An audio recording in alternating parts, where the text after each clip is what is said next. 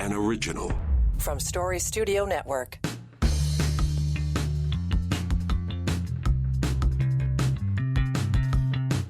Hello, how are you now? People often look at me when I say, how are you now? What do you mean, how are you now? Well, like now is the only thing that matters, right? I'm going to ask you how you are in an hour from now. And how you were yesterday was okay, but how are you now? Really matters. I'm pretty good. Thanks for asking, as Scruff Connors would say. Welcome in. It's Now and Next. I'm Dave Trafford for Story Studio Network, and excited about this episode of the daily podcast here because we're going to dive into the Echo Community Podcast Network project that we've got going on and how we are serving and servicing local communities with local media. Aaron calls it modern media. And it is. And it's a combination of things, as we mentioned yesterday, podcasting, newsletters, etc. So Aaron's going to jump in here along with Scott Clark. He is the president and lead of Clark Communications in North Bay. And let's get at the heart of how it's working in North Bay, why it's working in North Bay, why it works elsewhere. So we'll get to that. Of course, the big stories today. I love it. Yesterday in the legislature at Queen's Park. Boy, every day seems to get worse for Doug Ford around the Greenbelt piece, right?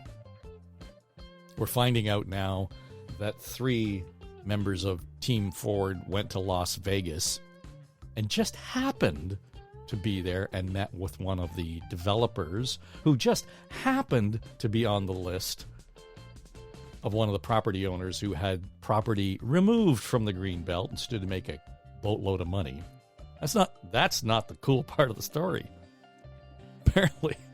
Apparently on the expense list were massages that were actually booked. Merritt Stiles, leader of the opposition, pointing out how much business was done over the massage table. It's not getting any better. The premier, his response is, well, the Auditor General didn't find that I did anything wrong, and the Integrity Commissioner didn't find that I did anything wrong. That's the answer. So I'm looking forward to getting together with our On the Ledge team, your Ontario Politics podcast. That gets back in business Friday. So wherever you listen to this podcast, you'll find On the Ledge. So you might want to, if you're not already subscribed, go out, search it out, find it, and it will pop into your feed Friday morning, probably around 10 o'clock. That's kind of where we drop it. So that's a good one. And, of course, the big story out of Ottawa is the resignation of Anthony Rota, who is the Speaker of the House, finally did what he had to do. Stepped down because he made the foolish mistake of not only inviting, but introducing and honoring a member of who was a volunteer to an SS unit in World War II. Now, yeah, SS as in Nazis. Yeah, fighting in a Ukrainian uniform against the Soviets at the time. And, of course, this all happened when Volodymyr Zelensky was speaking to Parliament last week. So it has had international repercussions all over the place. I mean, and of course, the Russians are using it as misinformation to show that, this is the state of Canadian politics in support of the Ukrainians and that we have to denazify Ukraine. And they just walked right into it. Anyway, he quit. Interesting thing is, all things North Bay today, because we're going to get into our conversation about Echo. Anthony Rota is the North Bay MP. And I got news for you. I'll betcha. Dollars to donuts. There isn't a whole lot of conversation in local media in North Bay about the ramifications of this story. Why? Because they're using wire copy or they don't have any kind of presence whatsoever to do the stories that were necessary. And that brings us to today's conversation. Our guest today will be Erin Trafford. She is the CEO here at Story Studio Network. And Scott Clark, he leads the Clark Communications team in North Bay. And we're going to talk about the health and well-being of local media. Did I mention that we're on baby watch this week at our house? Yeah, so... not me, not it. No. Rebecca, Erin's sister-in-law, our daughter-in-law, is expecting their second boy this week. So it's very exciting, and we're all, anxious to meet the new guy in town. And so that's kind of been one of the things. But, of course, as we have been talking about off and on, and certainly we mentioned it yesterday, that one of the things that kind of came to life over the last month or so was the new project that has launched in North Bay, and that is the North Bay edition of Echo, and it's the community podcast network, and we are hoping it's the first of a few that are going to be sprinkled across the province of Ontario, and I expect there's all kinds of small markets in the country that would want to do that. And, of course, this was because of the energy of Erin, who kind of took this one by the horns.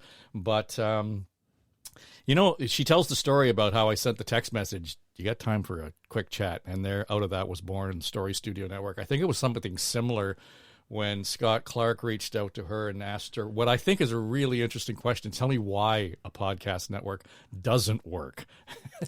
Kind of sets you back on the heel. So I want to kind of walk through this with both of them because it never occurred to me that it wouldn't work. So Scott Clark is here. He is the head of the Clark Communications team in North Bay. Erin is here. You all know her as part of the Story Studio Network effort.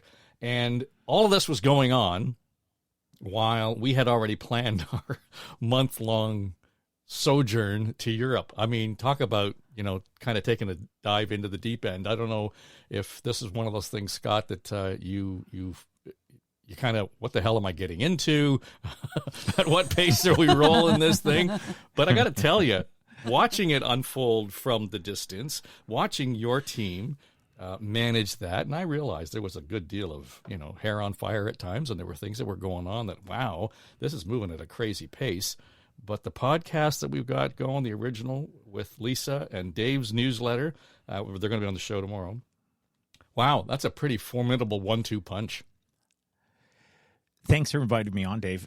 I would say the only weird thing that happened in all of this was a call or a Zoom call from you from Italy. Yeah. And your shirt was unbuttoned down to your belly button with all his chest hair. And I'm like, Dave Trafford looks incredible in Italy. His Tuscany-kissed, sun-kissed, he looks... Is that what you do when you get there? I think you had a glass of wine and then you were barking orders. And I'm like, amazing. Well, I was 6 hours ahead of you. That was why I was ready to go, pal. Oh, my. No, but talking about the journey and what happened, and it really started in our community. And I know you talked about it yesterday on Now and Next, how especially small markets in our country, there's been a vacuum of information. They've been wiped out. And so, people listening in the large markets right now won't even understand what has happened in some of our the smaller markets around the country where I worked for Rogers Communications for a number of years, and where there was 40-something in staff, and we were doing great. It was all sorts of things that we were covering in that. And today, the morning show is piped in from Toronto, and there is no news team now. So it's just a couple of people in that building. And that's happening, I think, all over the country. And we said, what if we could create, let's create local voices. And I spoke to Dave Dale, and Dave will be joining you tomorrow. And he says, this is great. And I've been following Aaron for some time. You know, I was a big fan. And then it's just what you said. We're like, okay, this has got to be a stupid idea. I'm going to reach out to Aaron Trafford. She knows stupid ideas. That's why I reached out to her. Pattern. This is a pattern in my life. She can deal with stupid. And then she said, so I pitched sort of the idea of what we're doing in the small markets. And because she had been here for a time, on her broadcasting journey. And then she's like, this ain't so stupid. And I'd leave everything right now if we could stand this up and make it work. And I'm like, what? and here we are. Yeah, and I think the important part of this is funny. I was talking yesterday to David Coletto from Abacus Data, and he, the pollster here in Ontario. And once we got off the air, I was telling him about this project, and he said, it's not just sort of central Ontario and northern Ontario, the more rural spaces. His parents, I think, he said, in Richmond Hill or Newmarket, which for all intents and purposes is the greater Toronto area. You try to find out what's going on at City Hall in Newmarket. It gets drowned by the Toronto media. So in some ways, being close to the center of the universe is even more of a news desert, a local media desert. So as he was talking, I'm thinking, holy cow, there's more to this than saying, what's going to happen in North Bay or Sudbury or Sault Ste. Marie or, Armfryer. All those need to be served, but sometimes being close to the big market, it might be even worse in some cases. It's funny, Aaron, I was trying to get people on to talk about the municipal election last fall, and I wanted to know more about what was going on in Mississauga. Mm-hmm. Yeah. I mean, that might be the fifth largest city in the country. There's no media covering City Hall effectively in Mississauga. Fascinating. It's interesting you said that, because my sister-in-law, who worked for Torstar, and my brother worked for Torstar for many years, and had a departure similar to Metroland, what you were talking about. But when I told her the idea of what was happening, she lives in Pickering. Yeah. And she said the exact same thing you said. It's like you get sucked up in that vacuum of the Toronto news, and it's like you don't know what's happening. Now, I haven't talked to her in a couple of weeks, but I would think Metroland had a paper. She said the only way that we get information is through local information, is through the paper in Pickering. Mm-hmm. And it's like, I'm thinking now that was probably a Metroland, right? Yep. And so that's now gone. So I think there's this massive appetite, and I think Aaron echoes that same sentiment. Mm-hmm. And what in the launch that happened a little over a week ago, we've had this incredible wave of excitement. It's about time. It's like, how can we participate? How can we be involved? And it's like this community sort of push to hear stories again, and to talk, and to be involved, and that's exciting. And I would say for us, one of the largest challenges we have now is a technology gap that we have to help with in education about just simply downloading a podcast, right? And understanding that, and how you access it, and having people understand it a little bit more. But I think it's a small chasm that we have to cross to really get large adoption. Yeah, I don't know if you listened to Tom Webster's piece about a week ago, Aaron, on Sounds Profitable, and he was talking about he had to go to Boston because his dad passed away. So it was this I did read that piece, and I really thought, yes, it was a good one. Yeah, and he in the course of this piece, he was talking about how proud his dad was of him and all of the things that he would say, and he was a radio guy. And of course, Tom hasn't been doing radio for a number of years. He's been devoting himself to podcasting. But he said, it was my dad's way of communicating to his friends and his peers what it is I do. So he put it in a context that they would understand. And his point was that he put it in a context that they needed, they would, appreciate. And to your, to Scott's point around the idea of giving a voice to that community. And he almost touched on the same thing because he was talking about his mom, how she would like to know more about certain subjects and certain things that the podcast would be perfect for, because she doesn't have to get up at 6 o'clock in the morning and hear it on the radio. She can do when she wants, and she can listen and so on. So that education part of it is important, but I think the more important part, and this is what I've kind of realized over the last couple of weeks listening to the podcasts coming out of North Bay, is that Lisa is giving voice to the character of the community. You know, and I'm even the joking with Dave about, you know, are you a dog person or a cat person? It was just fun local stuff. But the idea that they were talking about the beautification of the city and who's taking care of the garden beds, right down to a local celebrity who's a wrestler and gets into the whole journey there. I just thought, that's the kind of thing, and I know we're not calling it hard news, but it certainly is, Aaron. It's news that the community wants, and they're consuming it, and they're engaged in it. I think what you're touching on is, well, it's absolutely correct. But what I'm seeing from a macro perspective is, and the reason why I am so passionate about what it is that we're building with Echo is because, you talk about patterns. We just, there's a pattern of, this is a great idea, let's go for it. I think what's happening here is there is a bit of a reckoning that news deserts were caused by the large companies losing literal touch with what was happening on the ground across Canada. And their big fancy marketing campaigns, we are the voice of Canada. We are Canada's news leaders. You want Canadian stories? Come here. You know what I'm talking about. Yeah. You can put those out on banners on your stations all you want, but it's not true, because what we're seeing now is this evolution. So back to this education, with every evolution or revolution or, reimagining of the media system and of community, there is a re-education, because we're really not doing anything that hasn't already been done before. We're just doing it in a new way, right? So the Tom Webster piece, what was interesting was it was just a matter of sitting down with his mom and saying, do you want to listen to the book club reviews? Here's how to do it. So to Scott's point, it's just, here's how to do it now.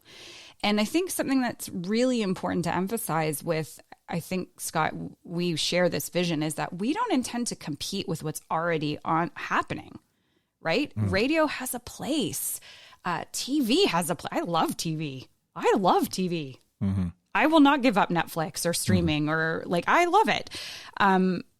But this is part of this evolution of how communities interact. We have to go to where the people are. And the data shows time and time again that the people are moving toward these choice-based platforms. I want this when I want this, not at just between the hours of 6 and 9 in the morning. Mm-hmm. Aaron, you touched on something I'd love to hear from both of you on this, because you said that there's a culture shift that I would like to see. So I started in broadcasting back in the 80s. Mm-hmm. And there was two things. So did I. JK. You were born. So there is a culture. There was two things. It was culturally really interesting. First of all, when you got into it, if you were on air, you didn't like salespeople. Mm-hmm. Which, now that I have my own company, was like, if I knew how hard you guys had to work, men and women, that I would be kissing your hiney every chance I got. Right? That was number one. Number two was that anybody across the street that was doing the same thing you were doing, they were your enemy and you needed to take them down. Mm-hmm. So there was this culture that the pie was only so big, and you had to get as much of that pie as possible, be it rating numbers or revenue. And we really leaned into this idea of, what if we get into the share economy and promote local journalists? There's lots that are they're out of work, and they're really talented. What if we could support local radio? What if we could support TV? What if we could support local journalists in their stories and amplifying it, and acknowledging the good work that they're doing? I want to know, is that a bridge too far to cross? Is that too far? No, I in this case, I think it's a salve. I think it's a necessary step to take, in as much as the culture around journalism and media needs to be reset, rehabilitated. But I'll go back to what you just said about, the days of the 80s. I was working in Hamilton at the time, and there was CKOC and CHML, 2 AM radio stations that played music. CKOC was one of the top 40 radio stations in the country, and we're in the same market as CFTR and Chum in the day. Mm-hmm. We had, I want to say, 15 people in the newsroom at an AM station in Hamilton. Wow. And we fought hammer and tong against the guys at CHML. It was when we lost that sense of competitiveness, when we lost that fuck you, I'm going to win attitude, that it became homogenized, that we lost touch with our community. Because when we were doing that, we were doing it because our audiences expected something of us, and we were acknowledging it, whether it was, overtly or not. That's what we were doing. And I took that next step when I came to Toronto and ended up at CFRB. I moved from 640. And what I noticed right away is that the attitude in that place was competitive. And the reason it was competitive was not with other radio stations. It was competitive to keep the attention of its audience. We were doing things in there just because Gary Slate expected it of us, or the PD, or whoever was running the show. But we knew that the audience expected it of us. So why did we send Taylor Parnaby to Texas when the shuttle blew up? Why did we send him to Colorado for the Columbine shooting? Why did they send me to the Pope's funeral? Because the audience wanted that connection with their radio people, and they wanted our version of the story. Now, we don't have any of that. So we've lost that competitive edge, and that's some time ago now, and there's all kinds of reasons for it. But I think it's kind of at the heart of it. So to your point, we at some point need to stand people up again and give them this sensibility that what you are doing is of value, right? The stories you tell, the connection you make with your community, the expectations you fill as a result of, being in touch with the local community, whether you're a cat or a dog person, or there's, something going on at City Hall, that's where they live. So I think that's an important part of this reset for sure. I think, though, I would take it even one step further. So, Scott, your question was, is that asking too much? What I still hear, I'm going to call you two oldies out, is that it's a blessing and a curse. It's a blessing and a curse. So I still hear limited thinking. And here's why. Okay, because we are not in the 80s anymore, newsflash, where the only technology is broadcast over the air linear. We are not in an environment that is limited by the reach of our transmitter. So it changes the way we touch that audience. And what that says to me is not only are we in a let's share and share alike, there's enough pie for everyone. There is actually a whole other pie. Yep. Yep. Entirely.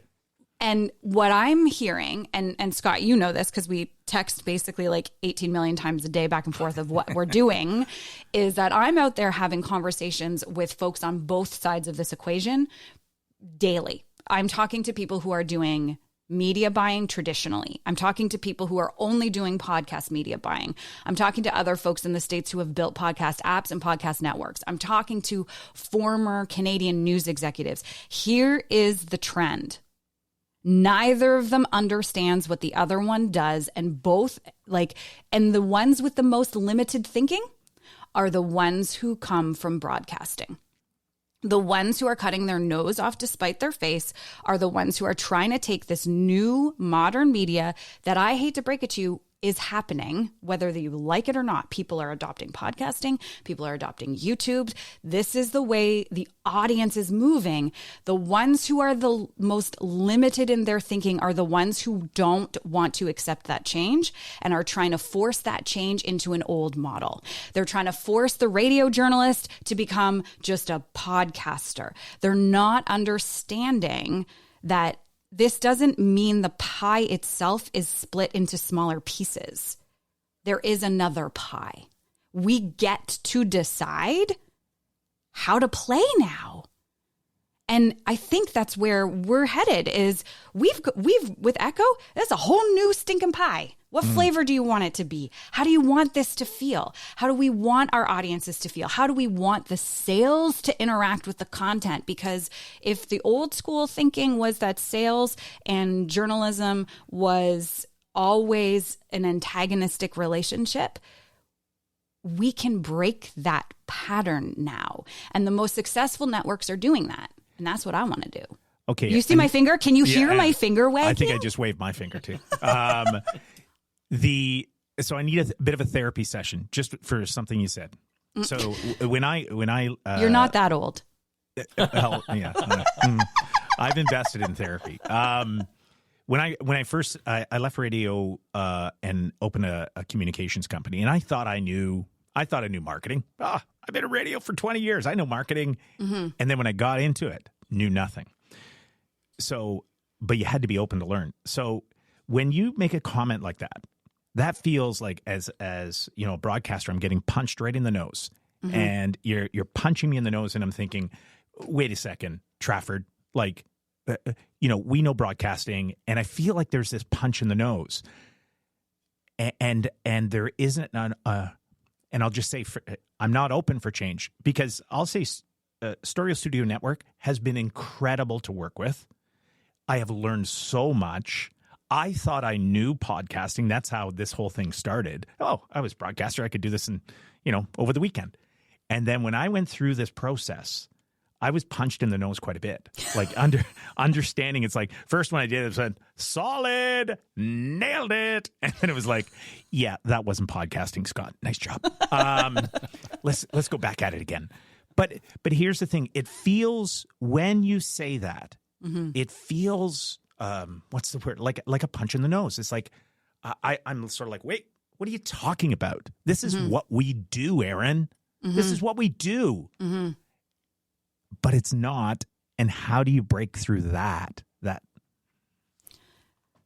Well, Dad, do you feel like I'm punching you in the nose? No, I think I've been punched several times, but and I've counter-punched, so I'm good with that. But and listen, this whole bullshit routine around C18 that it could not have been more poorly managed and only mm-hmm. exacerbated exactly, you know, the problem that has been identified. And I think we're on the verge of solving some of that with Echo, and that is to have media connect with its audience, be where your audience is.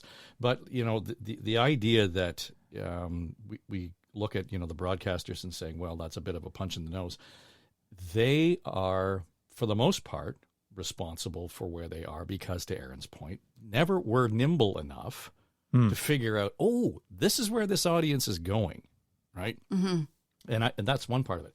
But you've kind of circled in on the broadcasters, Aaron. If you read closely around the story around Metroland and Metro Media, the reason that they're giving for shutting down is because the flyers are being banned in some cities. You can't put junk mail in people's mailboxes mm-hmm. anymore. Right. Mm-hmm. They were hanging on, and that's how they financed it. They were hanging on to this old, I mean, you talk about 1970s. Who the hell uses flyers anymore? Right? Actually, we collect them because we want to use it to set the fire in the fireplace. But I still love a good flyer. Well, because we don't buy the newspaper anymore, right? But it's an old model that they were hanging on to. I've said this before, and I don't know if we want to even go there, but what we've determined, like the content and the mission aside, really the mission of Echo is to allow local voices to be heard, because voices in Toronto are not more valuable than voices in North Bay. Even though that, if you look at it purely from the revenue, that's what the media thinks. If you follow the money, you see where the power is, and that's the reality. But what I've determined as well through this entire research process, because believe you me, we've done tons of research, tons of conversations to make sure that we're on the right path. Now, we don't know everything. We don't have a crystal ball, but truly, here's what I think. Media, and I'm going to lump everyone together: television, radio, digital, print, all of them. They want the masses to believe that what they have is a content problem. They want the masses to believe that what they have is journalism is too expensive, so we can't do it because we don't have the money, so we need to get rid of newsrooms. They want you to believe that. Beneath the surface of that is a fundamental failure of sales. It's a fundamental failure of these companies not understanding the value of what they're providing, and therefore not being able to articulate that value to the market and not sell it. That flyer example with Metroland is the perfect example. They buried their heads in the sand. They didn't understand the value of what they had. They didn't understand how to evolve the value, because something that is not evolving is decaying. If you are not evolving, you are dying. So if they sat there on that flyer model for 10 years and didn't realize that it was one day just going to fall off a cliff, that's a sales problem. Mm-hmm. So this is what I mean, like when I'm talking about there's a whole other pie there that you guys have been ignoring for decades. And I'm not saying that we're the white knight savior. We're not. We're doing cool stuff. We're really excited about it. It's going to make a difference. There's a bigger problem here. If I can just follow up with the thing I said, and I hope it didn't land with, I didn't think you were being abrupt, Aaron, when I said that about the comment about punching the nose. It was more of the lack of, it's like taking someone on the shoulders and say, hey, look, this is okay. It's all going to be okay. Yeah. And we can break through this, right? Because even you and I in our conversations, Aaron, with traditional broadcasters, it's really interesting. The vernacular in those conversations is, okay, so we can grow our audience in radio, mm-hmm. right? And it's like, it's keeping, like trying to figure out how to give a rebirth to radio, traditional radio, when you're trying to explain that, no, this is apples and oranges, and here's where it's going. So yeah. my maybe my poor example was, it was more of, when you're on the top of the mountain, the air's thinner and there's a lot less space up there, right? And radio for a long time has been on the top of the mountain, and they're not, and soon they're going to be, there'll be less room up there, and that lack of willingness to be open and for change and to see how it could be different, I think is a massive thing, and I actually have tremendous empathy. Oh goodness, them, right? Yeah, tremendous yeah. Well, you and I empathy. have been on a bunch of calls, and it's like, man, like. Yes, I love radio. I don't want it to go away. Yes, no, we want to amplify that, but this is sort of the evolution, I believe, is part of the evolution of what's going to happen. So before we go, I want to just use this as an example of what we've been talking about. All of the media here in Toronto, certainly in Ottawa, has been, talking about what's going on in the Commons this week, and Anthony Rota has had to step down as the Speaker of the House because he acknowledged a Nazi when Zelensky was visiting. And that's all great. But there has been no, that I can see, no real reporting on what do his constituents think. And because he's from your neck of the woods, how is North Bay responding to that story? 1, 2, and how is it being reflected in local media? It's a great question. So in the coffee shop yesterday, and currently I'm sure that's the same everywhere, but that's currently where you get all your information. Right. You gotta go to the coffee shop. He's loved. He's a genuinely good man. How he reveres people in the military and veterans is incredible, in the advocacy he's done. And so I think even people can see this, that he had good intent. The question is, how did that happen, mm-hmm. right? So it's more, I think many of us just feel ill for the poor guy. Like, he's just a genuinely great guy. He goes out to all the events, supports all these things, found funding for a new hockey arena, which might be in jeopardy now. I don't know.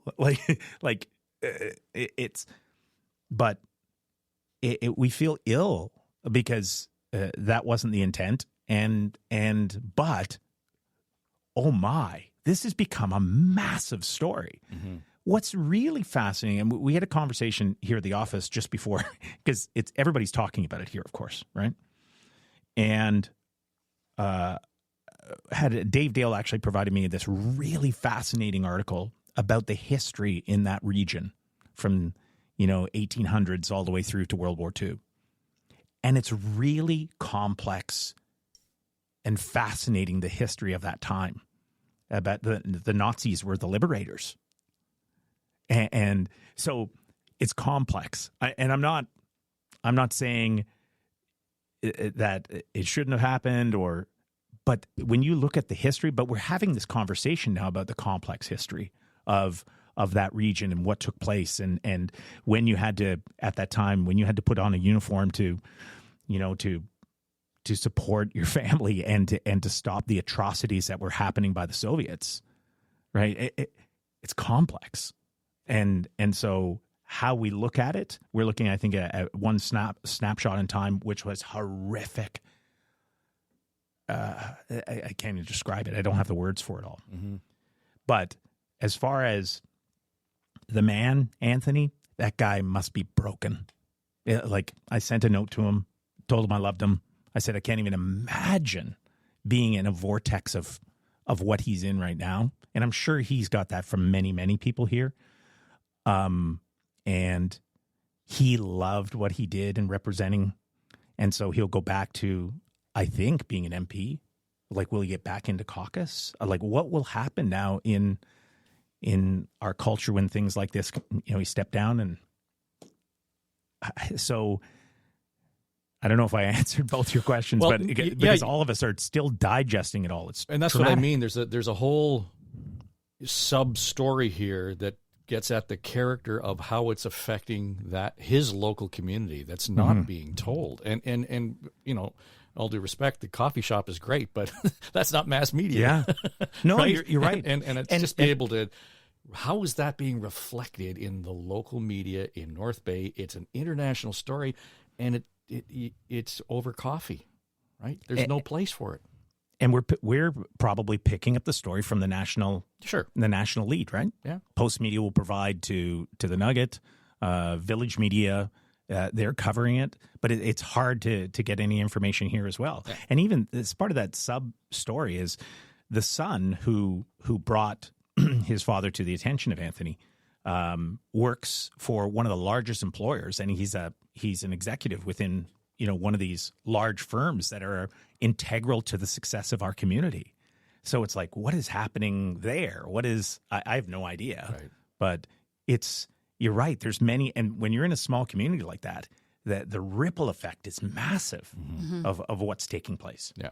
So, to be able to reflect that in the media is just as important as it is to tell that story of what happened in Parliament. And I think, it's a really timely example of why communities need local media. They need to have that local voice out there. They need to have some town square feel about where we're going to have our conversations. So, and that is the essence of the Echo experiment, which is ongoing. So excited to be working with you all. And Dave, can I ask a fan question? Like a. I know what he's going to ask. I know what he's going to ask. No, you don't. Oh, no, you don't. Okay, never mind. Maybe. Did you ever meet? Because I grew up on CFRB. Like, that was, and by the way, Mike Cooper started in North Bay. So did the Thompson Empire. Yeah. So did Lloyd Robertson. Lloyd Robertson started here? Come on. He worked there. He didn't start there. I think he started in That's incredible. I didn't know that. Yeah. Lloyd was in Stratford. Did you ever meet Wally Crowder? Oh, yeah. What about, was it Jocko Thomas? Never met Jocko. Thomas. Jocko Thomas from the CFRB from police headquarters. Yeah. That's when I knew it was time to go out the door to go to school. Yeah. I've got an album, like a vinyl album. It's still sealed. I have not opened it. It's Jack Dennant's newscasts. And Jack was the guy who did the 8 o'clock news on CFRB in the morning. And, you got all these fancy stingers and sound effects and everything else. When the sound effect that you knew it was 8 o'clock and time to get ready to go to school was a hunter horn. Swear to God. I believe it. Yeah. And so this was a piece of history, and we were cleaning up because we were moving new studios and all this. We were adding a couple of stations and had to make room. Anyway, I found this whole treasure trove of old stuff from CFRB, and one of them was a box of 45s of Gordon Sinclair's The Americans.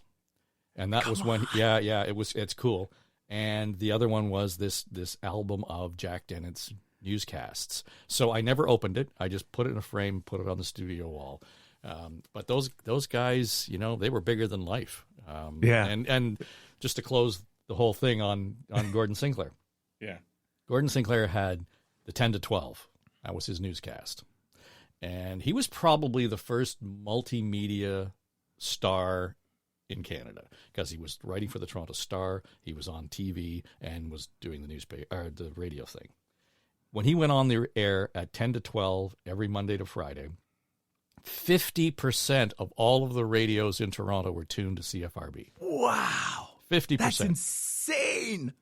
And it would be a 10-minute, could be one story, could be 3 or 4 stories, but it was all just Gordon's opinion. And he was not shy of, offering his opinion. But that's what made him a star. So he was our Walter Cronkite, really. Right? He was more yes and no. He was maybe a little bit more like Edward R. Murrow.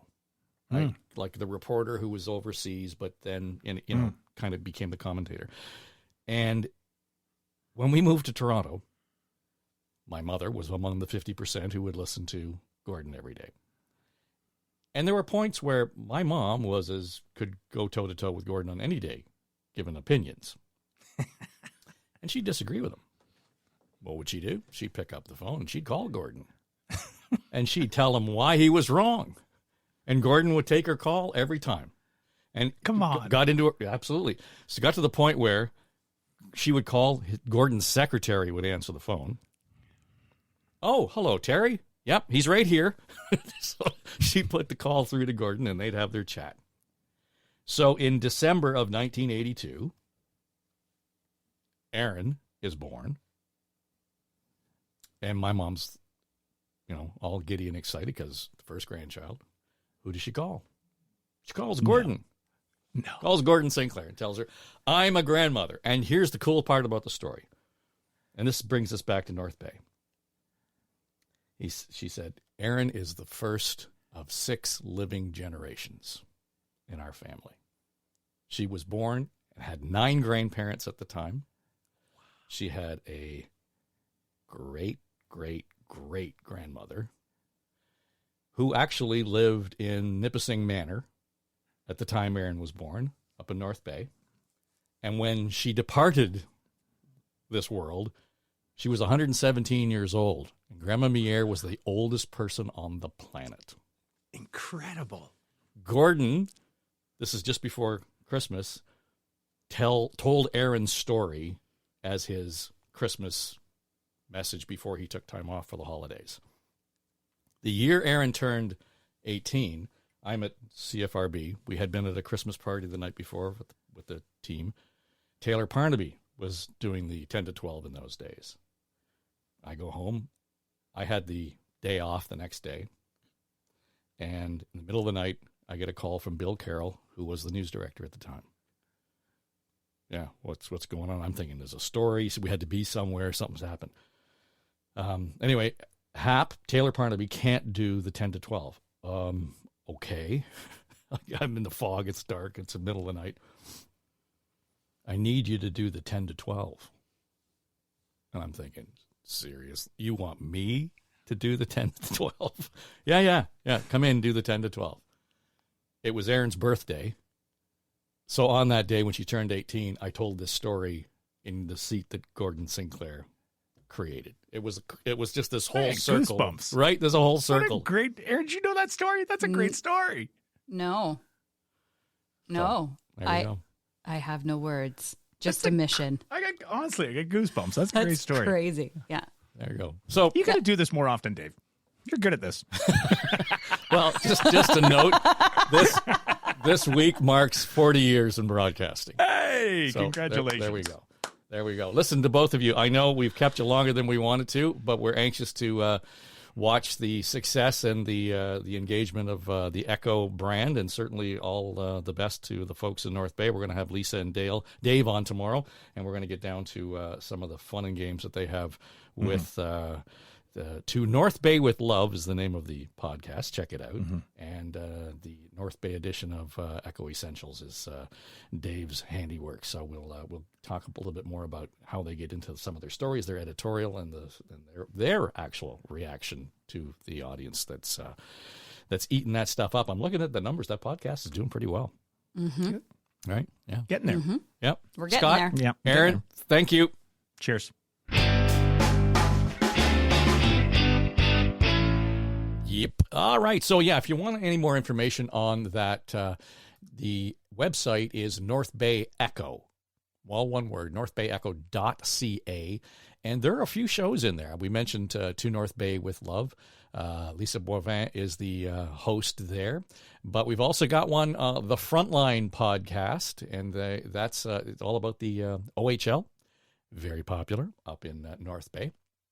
I'm anxious to dip into this one.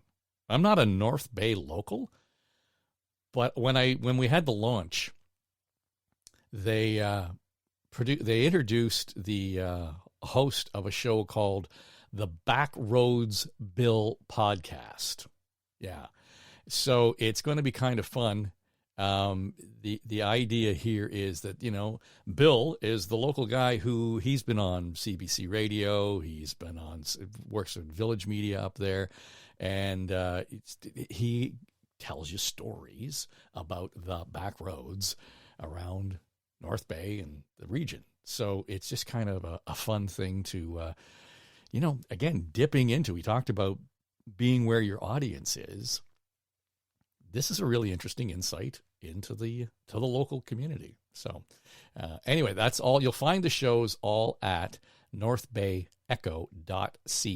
So do check that out. And tomorrow we will meet the host of To North Bay with Love and our content director for the North Bay Echo team. And he also has a podcast called Small Town Times, Dave Dale, but is also responsible for the newsletter that goes with all of this. So join us tomorrow, and we'll tell you how and why the Echo model works for local media to give local communities a voice they don't have anymore generally in the media. So that's all coming up in the Thursday edition of Now and Next, right here for Story Studio Network. Pay